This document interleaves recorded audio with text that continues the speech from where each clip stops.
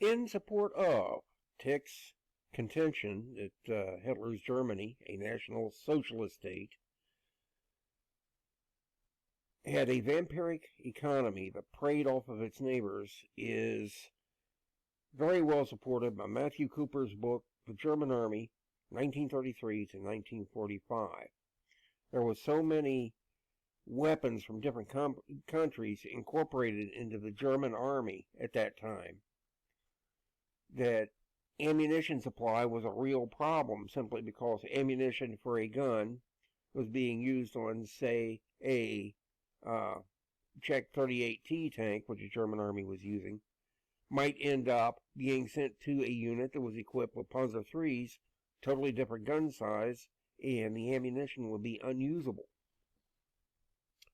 The quote from the book, page 163, "The quality of equipment in the German army at the beginning of the war left much to be desired.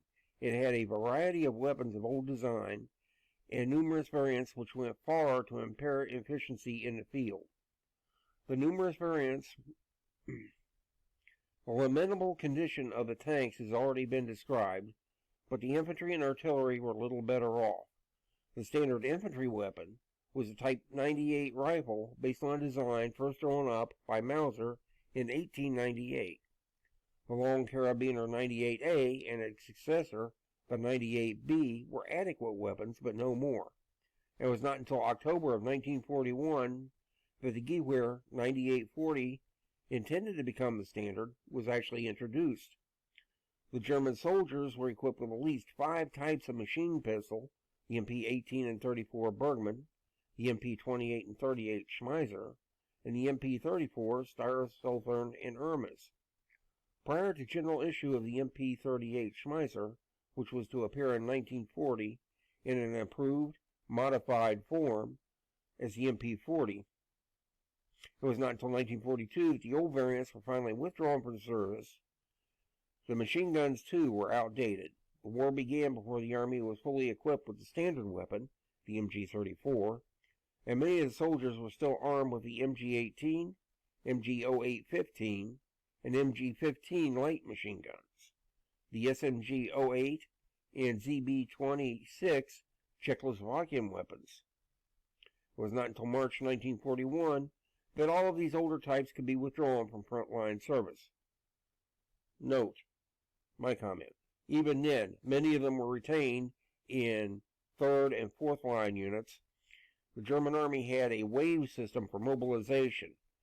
People of certain ages would be called up together in groups. This was their rapid mobilization system, and from what I could see, there were 12 separate waves of conscripts which could be called up at different times. The forces going into the frontline battle, those of waves 1, 2, and 3, generally got the newer weapons first, such as the MG-34 light machine gun.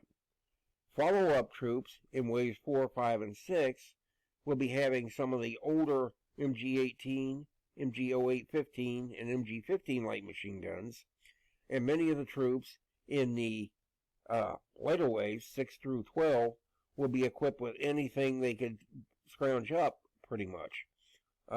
Polish weapons, Polish version of the BAR, after Poland was captured in 1939, many of their army's weapons got incorporated into 6th, 7th, 8th wave units, which would be called up later in the war. As the war progressed, we see a slight bump in the new stuff coming out and getting to the frontline troops.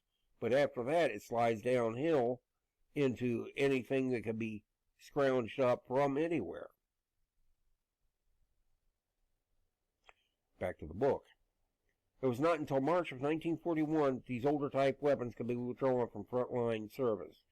Anti-tank rifles were the ineffective 7.92 millimeter Panzerbusch PZB 38 and 39. There was a complete absence of heavy mortars, except those used for firing smoke bombs.